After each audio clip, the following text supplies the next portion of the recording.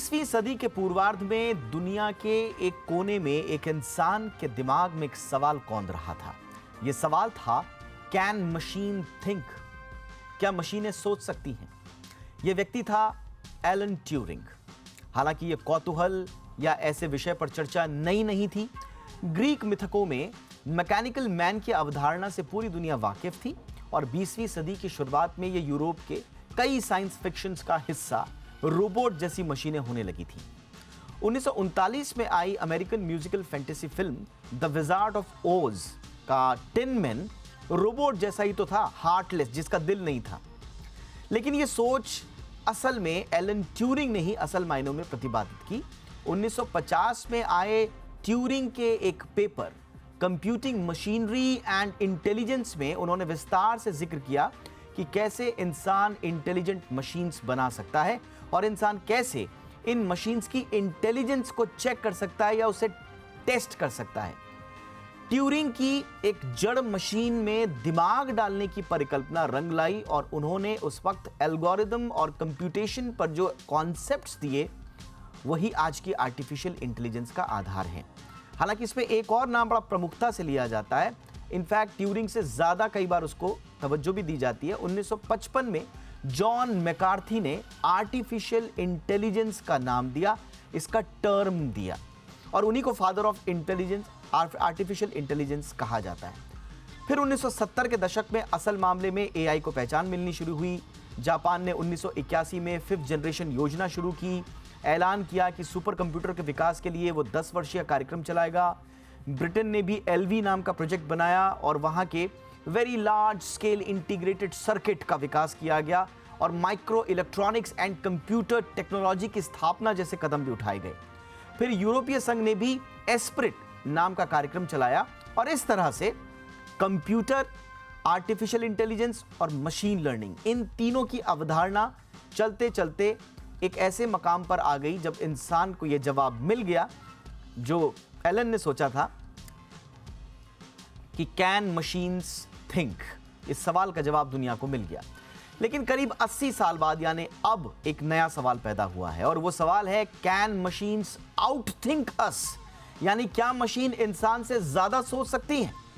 क्या इंसान से ज्यादा स्मार्ट रोबोट और मशीनें मानव सभ्यता को खत्म कर देंगी? क्या हमें इंसानी नौकरियां खत्म करके मशीनों को सौंप देना चाहिए?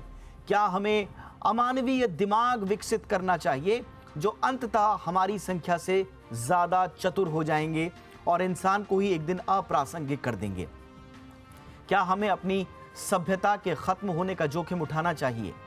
ये सवाल मेरे नहीं हैं, ये सवाल हैं इलॉन मस्क और एप्पल के को फाउंडर सहित 1000 से ज्यादा टेक दिग्गज और रिसर्चर्स के, जिन्होंने एक ओपन लेटर लिखकर एआई के काम को तुरंत बंद करने की मांग की है। इस लेटर में लिखा गया है कि अगर एआई और स्पेशली जो पावरफुल आर्टिफिशियल इंटेलिजेंस सिस्टम है उस पर काम बंद नहीं किया गया तो आने वाले दिनों में ये इंसानों के लिए खतरा साबित होंगे। एआई के काम को बंद कराने के लिए ओपन लेटर में इलॉन मस्क और टेक दिग्गज और रिसर्चर्स ने जो साइन भी किया हुआ है, उसमें जो लिखा हुआ है उसके तहत एआई सिस्टम्स अब जनरल टास्क में इंसानों की बराबरी कर रहे हैं। हमें खुद से सवाल पूछना चाहिए कि क्या हम मशीनों को अपने इंफॉर्मेशन चैनल्स में प्रोपेगेंडा और गलत जानकारी भरने दें? तो क्या वाकई में इलॉन मस्क और दुनिया के टेक दिग्गजों की बात को गंभीरता से लिया जाना चाहिए? क्या वाकई हम एआई के मामले में जरूरत से ज्यादा तेजी दिखा रहे हैं और बिना किसी डायरेक्शन और फ्यूचर के जोखिमों का आकलन किए काम कर रहे हैं? या फिर इलॉन मस्क की या और जो बाकी जो टेक दिग्गज हैं जिन्होंने इस ओपन लेटर को साइन किया है, उनकी चिंताएं निराधार हैं, निर्मूल हैं? इस पर बातचीत करने के लिए दो खास मेहमान इस वक्त हमारे साथ। अंकुश सभरवाल साहब जुड़ चुके हैं, फाउंडर एंड सीईओ हैं कोरोवर के, और अमित दुबे साहब हैं हमारे साथ, क्वांटम आर्टिफिशियल इंटेलिजेंस एक्सपर्ट हैं। अमित जी बहुत बहुत स्वागत है आपका, और अंकुश जी आपका भी बहुत बहुत स्वागत है। तो अंकुश जी, हमने पूरा इवोल्यूशन तो बताया और शुरू का जो सवाल था कैन मशीन्स थिंक, और अब हमारा सवाल आ गया है कैन मशीन्स ओवर थिंक या आउट थिंक ह्यूमन बीइंग्स। अब इस सवाल तक की जो पूरी यात्रा है,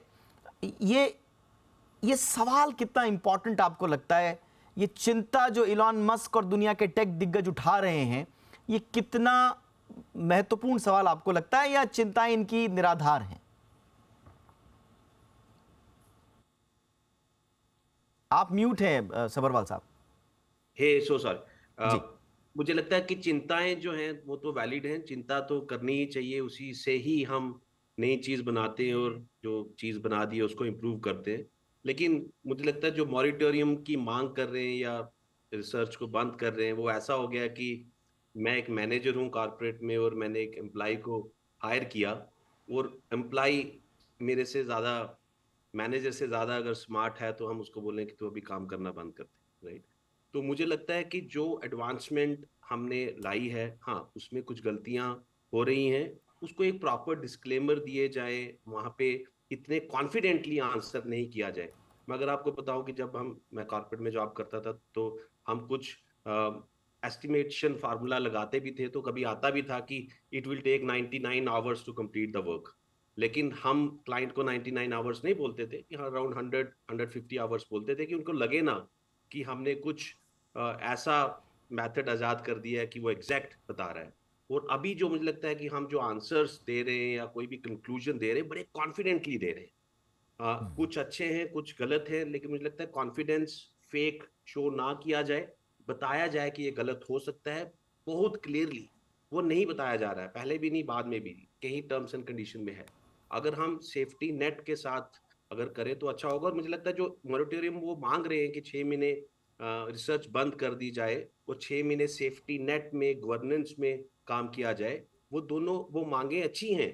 कि लेकिन मुझे लगता है रिसर्च, इतनी मैन पावर है, इतने इंटेलेक्चुअल्स हैं, तो हम रिसर्च भी जारी रख सकते हैं और सेफ्टी नेट भी बना सकते हैं पैरेलली। हाँ, नया वर्जन लॉन्च ना करें जब तक पूरा सेफ्टी नेट तो यानी नहीं कि आ जाए। ये पहले भी यानी था कि तो इस ओपन लेटर में जो बात कही गई है, 6 मंथ्स पॉज, इसमें पॉज की बात कही गई, इसमें ये नहीं कहा जा रहा है कि खत्म कर दो। तो ये पॉज यानी कि आप कह रहे हैं कि ये पॉज ठीक रहेगा 6 महीने का? मुझे लगता है ठीक नहीं रहेगा। अच्छा। आपके पास इतनी मैन पावर है, आप पॉज ना करें, रिसर्च करें। वो कह रहे रिसर्च में पॉज कर दिया जाए, ओ। जायंट एआई एक्सपेरिमेंट को पॉज किया जाए। मैं कह रहा हूँ नहीं, रिसर्च चलती रहे, लॉन्च मत करो, लॉन्च मत करो। हाँ, वो कह रहे हैं कि हाँ सेफ्टी नेट बनाओ बनाओ।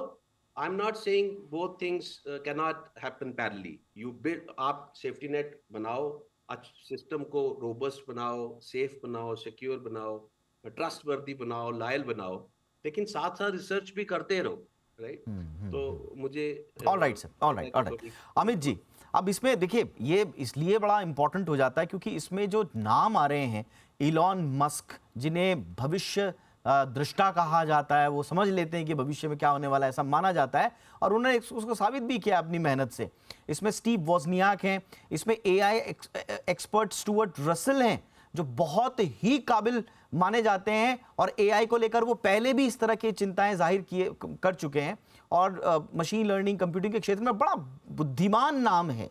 योशुआ बेंजियो इसी तरह के नाम है। इतने बड़े बड़े लोग हैं जो भविष्य के प्रति जो चिंताएं हैं उससे दुनिया को आगाह कर रहे हैं। तो क्या उनकी चिंताओं को हम दरकिनार कर सकते हैं इस वक्त, या वाकई में गंभीरता से लेना चाहिए उनको? सर नहीं, ये बिल्कुल गंभीरता से लेना चाहिए, बहुत सीरियस बात है। मैं आपको बताऊं कि अभी कुछ डेटा आपके संग में शेयर करूंगा। कई सारी रिसर्च ऐसी होती हैं जो हमें दिखाई नहीं देती, जो पीछे होती रहती है और अचानक से सामने खुलती हैं। जब चाइना ने अनाउंस किया कि उसने AI based loyalty test tool बना लिया है, या अभी उसने अनाउंस किया कि उसने RSA 204 बिट इंक्रिप्शन क्रैक कर दिया है क्वांटम कंप्यूटर के द्वारा। अब RSA 204 बिट क्या है? वो जितनी बैंकिंग इंडस्ट्री है, जितने VPN है, डेबिट कार्ड, क्रेडिट कार्ड, हर किसी के पीछे जो इंक्रिप्शन यूज होता है वो RSA 204 बिट होता है। तो उसने एक तरह से चैलेंज कर दिया, हिला दिया सारी बैंकिंग इंडस्ट्री को कि हम कभी भी किसी को भी हैक कर सकते हैं, क्रैक कर सकते हैं। तो ये थ्रेट हमारे दरवाजे पर आ चुके हैं, और इसके बाद इसको इंक्रिप्शन को रिप्लेस करने के लिए पिछले 6 साल से एक रिसर्च चल रही थी NIST द्वारा कि भाई क्वांटम सेफ कुछ इंक्रिप्शन लाए जाएं। तो उन्होंने 2 एल्गोरिथम आइडेंटिफाई की, क्रिस्टल काइबर एंड क्रिस्टल डिलीथियम। और आपको जानकर आश्चर्य होगा कि अभी पिछले हफ्ते न्यूज आ गई कि क्रिस्टल काइबर भी एआई ने क्रैक कर दिया। तो 6-6 साल की रिसर्च के बाद वो सिक्योर करने के लिए एक इंक्रिप्शन एल्गोरिथम अनाउंस करते हैं, लाते हैं, जिसको थॉरली टेस्ट भी करते हैं, और फिर वो कहीं एक रिसर्च चल रही होती है जो एआई के द्वारा उसको क्रैक कर देती है। तो एआई इस समय उस लेवल पर पहुंच गया है कि हम न सिर्फ सिक्योरिटी वर ह्यूमैनिटी के लिए खतरा खड़ा हो सकता है। तो ये बिल्कुल राइट टाइम है कि एक हल्का पॉज लिया जाए, क्योंकि जब ये मूर्स लॉ की बात करते हैं, हम सिंगुलैरिटी थ्योरम की बात करते हैं कि जब स्टार्टिंग में चेंजेस होते हैं ना सर, तो स्लो दिखाई देते हैं क्योंकि वो लीनियर होते हैं। जब हम एक लेवल पर पहुंच जाते हैं, जब एआई उस लेवल पर पहुंच गया, तो अगला जो चेंज होगा वो बहुत बड़ा होता है, क्योंकि वो डबल तेजी से बढ़ता है। जैसे कि जो प्रोसेसिंग स्पीड है हर साल डबल होती है और मेमोरी का साइज जो आधा होता जाता है, यदि वो एक लेवल तक लीनियर जाएगा उसके बाद एक्सपोनेंशियल हो जाता है। तो अभी हम वो एक्सपोनेंशियल वाले टिल्ट पर आ चुके हैं, और अब जो ग्रोथ दिखेगी अगले 3 साल में एआई के द्वारा, कि हर जगह एआई होगा और बहुत सारी जॉब्स तो जा ही रही होंगी, पर उसके मिसयूज भी हो रहे होंगे। तो मेरे ख्याल से वो उस वजह से कहा गया है कि एक 6 महीने का पॉज लिया जाए। सिक्योरिटी के एकदम से चैलेंजेस आने लगे, बैंकिंग इंडस्ट्री हिल जाए या हेल्थ केयर इंडस्ट्री हिल जाए, तो कौन ये चाहेगा कि ऐसा अचानक से हो जाए और वो एआई की वजह से हो। तो मेरे ख्याल से एक रेगुलेशन के तहत एक पॉज लाने की कोशिश की जा रही है, लेकिन ये हो पाएगा पूरी तरह, मेरे ख्याल से इसमें मुझे डाउट है। कई सारे देश हैं जो इस तरह की रिसर्च छुपा के करते हैं, और कई सारे बायोकेमिकल रिसर्च होती रहती है। तो मेरे ख्याल से वो पूरी तरीके से उसको रोक पाना तो मुश्किल है, लेकिन ये खतरा जरूर है और इनकी बात को गंभीरता से लेना चाहिए। बिल्कुल। अब इसमें देखिए, दो ओपन एआई टीम जिसने जो GPT-4 लॉन्च करने की बात कही थी, जो कि उनका most advanced language model system है, इस पे उसने भी साइन नहीं किया है, क्योंकि स्वाभाविक रूप से उन्होंने जब GPT-4 लॉन्च करने की बात कही तो उसकी प्रतिक्रिया में ओपन आया है। और एक और एंथ्रोपिक है, जो कि एआई सेफ्टी और रिसर्च फर्म है, जिसकी तरफ भी दुनिया देखती है, उसने भी इस ओपन लेटर को साइन नहीं किया है। तो ऐसा क्या है सभरवाल साहब, ये जो नया चीज़ ये जो ला रहे हैं, ये जो मॉडल सिस्टम जो बता रहे हैं GPT-4, अब इसका मैं जो पढ़ रहा हूँ, इसका ट्रेनिंग डेटा जो है वो भी एक मिस्ट्री है, उसमें कहाँ से लोग लाए, क्या लाए, उसको भी नहीं बताया इन लोगों ने। तो क्या कर रहे हैं ये ऐसा कि इसको पावरफुल एआई कहा जा रहा है? क्या कर रहे हैं लोग ऐसा? बिल्कुल, मुझे लगता है कि 10 गुना ज्यादा डेटा है अभी GPT-4 में। GPT-3.5 या GPT-3 के पास भी उतना ही डेटा था, अराउंड 10 टाइम्स मोर है। और मुझे लगता है कि मानो या ना मानो, अगर इंटेंशनली इवन नॉन इंटेंशनली, जो भी एआई सिस्टम्स है वो बायस्ड रहते हैं डेटा से। तो मुझे जो लगता है, कोई भी एआई प्लेटफॉर्म हो, एआई सिस्टम हो, एआई प्रोडक्ट हो, ये बताना बहुत जरूरी होना चाहिए। मुझे लगता है ये लॉफुली लॉ होना चाहिए कि जो भी एआई सिस्टम है वो बताए कि डेटा कौन सा है, कहाँ से आया, कितना डेटा है, राइट। कितना डेटा से डिपेंड करता है कि जो रिजल्ट है वो बायस टुवर्ड्स व्हाट क्या होंगे। और एक्सप्लेनेबिलिटी का मतलब है कि जो एआई मॉडल्स है वो कैसे काम कर रहे हैं, कैसे डिसाइड कर रहे हैं। तो आपने बड़ा अच्छा क्वेश्चन पूछा। तो मुझे लगता है डेटा बिल्कुल GPT-3.5 का डेटा उन्होंने पब्लिकली बताया था कि हाँ। 60% डेटा उन्होंने कहाँ से लिया, रेडिट से लिया, वेब टेक्स्ट बोलते हैं, विकिपीडिया से लिया, बुक से लिया, कॉमन क्रॉल से 60% डेटा लिया। तो GPT-4 का डेटा नहीं बताया, लेकिन वही डेटा के साथ I think explainability is very very important. तो जैसे मैं फिर से बोलूँ, जैसे मेरे को पैनलिस्ट ने बताया, बिल्कुल वैलिड है ये चर्चा करना और चिंता करना, लेकिन जैसे उन्होंने बोला कि रोक लगाना मुश्किल होगा, मुझे लगता है रोक लगानी भी नहीं चाहिए। अगर हम सेफ्टी नेट लाने की कोशिश कर रहे हैं, हाँ, अगर ठीक है इंक्रिप्शन एल्गोरिथम ब्रेक ना हो तो रिसर्च तो चलती ही रहनी चाहिए, वैसे भी हम रोक नहीं सकते, और ऐसा डिमांड भी ना करें। हाँ, बट सबरवाल सर, एक बड़ी चिंता ये है कि देखिए स्पीड, आप देखिए ये जो चैट जीपीटी के, और अभी यूरोपोल ने जो कंसर्न जाहिर किए हैं इसके क्रिमिनल एप्लीकेशन को लेकर, वो भी चिंताएं हैं। चैट जीपीटी में 2-3 महीने पहले हम लोग इसके थ्रेड्स को लेकर बात कर रहे थे, वो थ्रेड्स दूर हुए नहीं हुए कि उसका एडवांस वर्जन आने लग गया, उसके पेड वर्जन आने लग गए, और अब GPT-4 की हमने बात कर ली। तेजी, इतना तेज गति से सब कुछ हो रहा है सर, कि अभी हम एक टेक्नोलॉजी के थ्रेट्स को ही नहीं समझ पा रहे हैं, उसके इंप्लीकेशंस को नहीं समझ पा रहे हैं, कि तब तक उससे 10 गुना बड़ी टेक्नोलॉजी आ जा रही है। तो ये आपको उस समय थोड़ा सा ये कंसर्न सही नहीं लगता है कि जिस गति से विकास हो रहा है एआई का, मशीन लर्निंग का, उस गति में शायद हमारे पास वो गवर्नेंस और रेगुलेशन के टूल्स इवॉल्व नहीं हो पा रहे हैं? बिल्कुल, तो टूल्स लाए जाए, गवर्नेंस तो लाई जाए, लेकिन अभी मुझे बताओ ना कि प्रैक्टिकली कहाँ पे नुकसान हुआ ज्यादा। हर जगह तो चैट जीपीटी यूज नहीं हो रहा, राइट? हर जगह तो नहीं हो रहा। आप रोजमर्रा की जिंदगी में देखो, आपको कहाँ चैट जीपीटी की जरूरत पड़ी और कहाँ पे यूज हो रहा है। सर तो कोर्ट्स मुझे में पहुंच गया हमारे यहाँ तो पंजाब हरियाणा कोर्ट ने जो है एक फैसले में एआई की मदद ले ली। मतलब 2 महीने पहले लॉन्च हुई एक यूज हो रहा टेक्नोलॉजी, है, आज उसकी यूज तो मदद से। बहुत जगह। हाँ, तो तेजी देखिए सबरवाल मैं साहब। सर ऐड कर रहा था कि हाँ अमित जी बोलिए यूज तो बोलिए बोलिए अमित डेफिनेटली जी। होता है। हाँ हाँ, मतलब मैं तो देखा, मैं डॉक्टर्स यूज करने लगे हैं, और आपने बिल्कुल सही बोला कि कोर्ट में भी यूज हुआ है, रिसर्च में तो यूज पहले से ही उम्मीद थी कि होगा, एजुकेशन में यूज हो रहा है, और कॉर्पोरेट में मैंने अभी कई सारे ऐसे कॉन्फ्रेंसेस में गया और मैंने पाया कि लोग बहुत यूज कर रहे हैं, डेली लाइफ में भी यूज कर रहे हैं। तो यूज तो हो रहा है, वो इतना एकदम से इसलिए नहीं दिख रहा है क्योंकि शायद वो B2C यूज है, और हम उसका जो रिजल्टेंट है वो सीधे कोई बहुत बड़े आउटकम के फॉर्म में नहीं देख रहे हैं, पर लोगों को हेल्प जरूर कर रहा है। खतरा जो है, क्योंकि गलत यूज जहां हो रहा है, खतरा उससे है। और ये सिर्फ चैट जीपीटी की बात नहीं है, ओवरऑल एआई की बात कर रहे हैं। एआई, चैट जीपीटी सिर्फ एक इस तरह का प्रोडक्ट है, चलिए उसका मिसयूज या उसको रेगुलेट कर सकते हो कि वो प्रोडक्ट है, उसका कोई ओनर है। पर यहाँ पर पूरी दुनिया में एआई को लेकर रिसर्च चल रही है, और हर जगह वो बिल्कुल लीगल फ्रेमवर्क में होंगी या सही उपयोग के लिए यूज होंगी, इस बात की कोई गारंटी नहीं है। अच्छा तो अमित जी, इस यहाँ वजह पर से एक शायद काउंटर एक क्वेश्चन कंसर्न मेरा रेज हो गया। उन लोग उनकी तरफ से जो लोग इस लेटर का समर्थन कर रहे हैं। देखिए हिंदुस्तान के ही मैं आपको कॉन्टेक्स्ट पे एक एग्जांपल देता हूं। जब 80 के दशक में भारत में कंप्यूटर आया राजीव गांधी शासन में, उस समय के आप मैगजीन्स वगैरह उठा के देखिए, आज के नेता बड़े बड़े प्रोटेस्ट करते थे, उनके बड़े बड़े बयान आते थे कि ये आएगा, ये तो मानव जाति को खत्म कर देगा, ये तो सारे के सारे ह्यूमन जॉब्स को खत्म कर देगा, अब ये एक दिन हमारे ऊपर हावी हो जाएगा। ऐसे कंसर्न्स उस समय भी थे, और उस समय काम नहीं रुका, और हमने देखा कि मानव जाति के लिए वरदान साबित हुआ बाद में। तो ऐसा तो नहीं है कि हम एग्जैजरेशन, जैसा कि एलॉन मस्क के इस ओपन लेटर को बहुत सारे American European tech experts exaggeration भी मान रहे हैं, हाइप भी मान रहे हैं इसको। देखिए, हाइप ऐसे नहीं कि इलॉन मस्क अकेला ऐसा कह रहा है, इससे पहले भी लोग कहते रहे।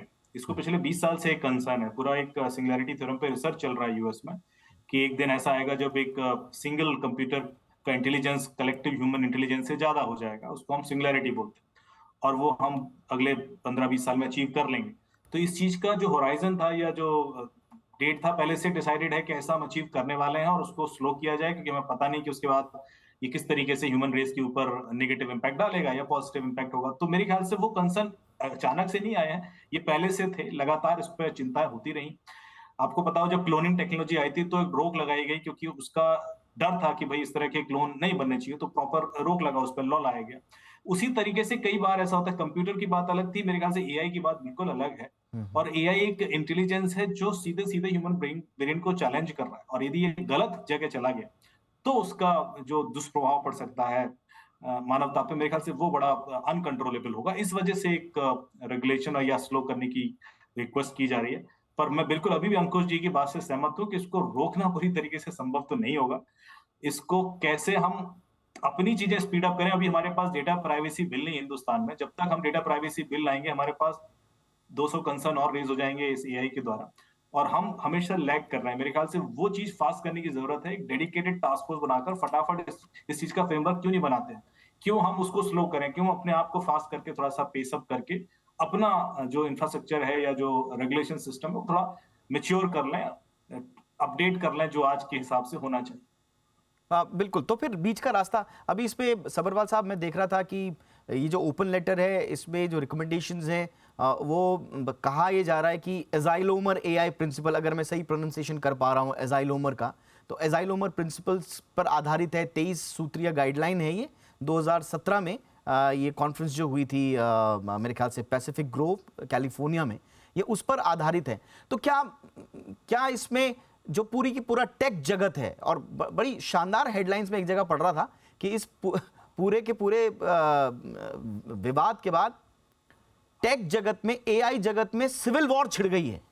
तो सिविल वॉर जब छिड़ रही है तो फिर टेक जगत के लोगों को ही क्या आपस में बैठ के मिलकर थोड़ा सा गाइडलाइंस पे चर्चा करना, थोड़ा सा मिल बैठकर बातचीत करना, जो उनके कंसर्न है ये सुने, जो इनके कंसर्न है वो सुने, क्या ऐसा पॉसिबल है अभी, या ये क्लैश ऑफ टाइटन ही रहेगा?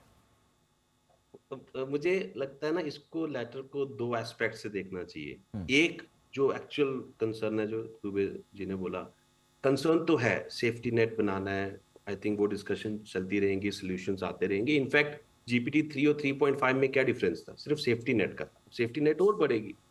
तो लेकिन अगर आप एलन मस्क को समझे, right, I respect him, adore him, he is a big marketeer, right.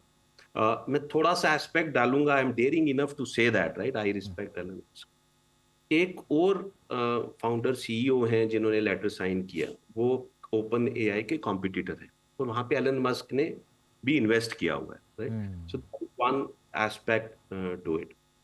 और दूसरा, मैं again I dare enough to state one example. मैं खुद चैट जीपीटी यूज करता हूं, क्योंकि हम इसी फील्ड से आते हैं। और अगर मैंने उनसे एक क्वेश्चन पूछा चैट जीपीटी से, tell me a joke about Lord Ram, तो लॉर्ड राम से के बारे में एक जोक आया, लॉर्ड राम लिखा था मैंने, और उसमें सीता और रावण भी करेक्टर जो हैं हॉली बुक में, वहां पे उस जोक में करेक्टर थे।